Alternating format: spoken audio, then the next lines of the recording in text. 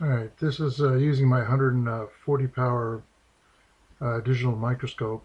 Um, so it's going to be a little shaky and out of focus at times. But I went through my change after the day of being out there and working in going through different stores. I emptied out my pockets. I find a 1999.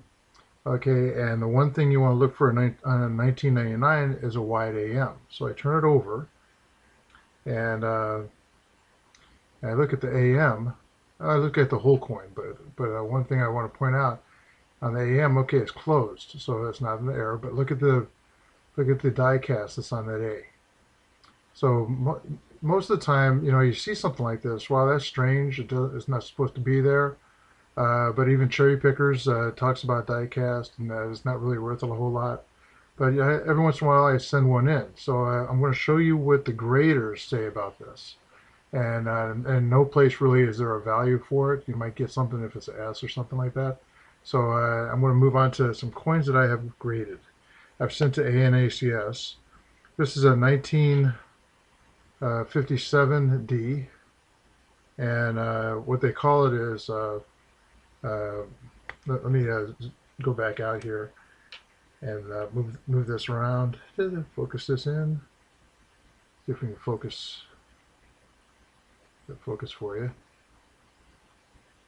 All right, there's what 8 LED lights inside of it. That's the lighting that you see. But what they call it is a 1957D and die chip in B and 9.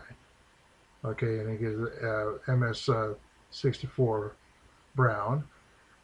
All right, so now we're going to try and bring it back up. I want to look at this. I'm hoping that because it's in the case that it's not going to be so clear. I'm sorry if I'm blinding you here, but trying to get in and look at this. All right, now what I sent this in for is because it sure looked like a double die to me. Look at the date. That sure looks like a double die to me.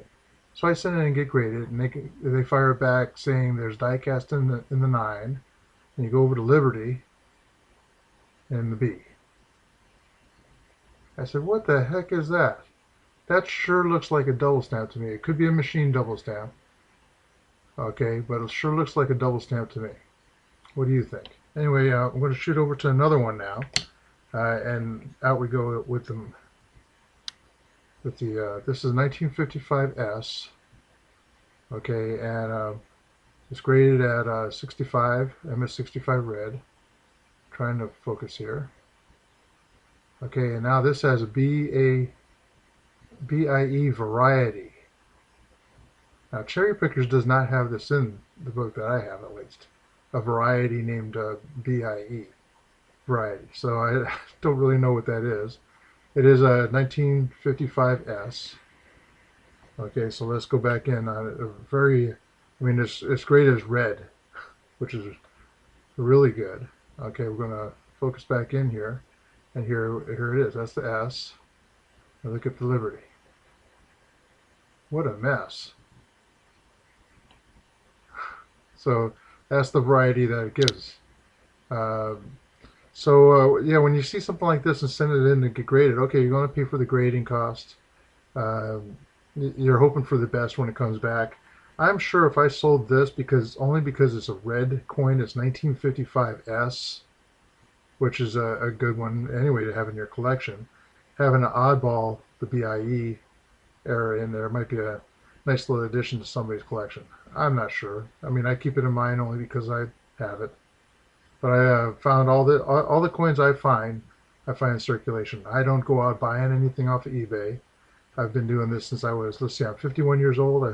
I started in 1967 with a lot of my grandparents' coins.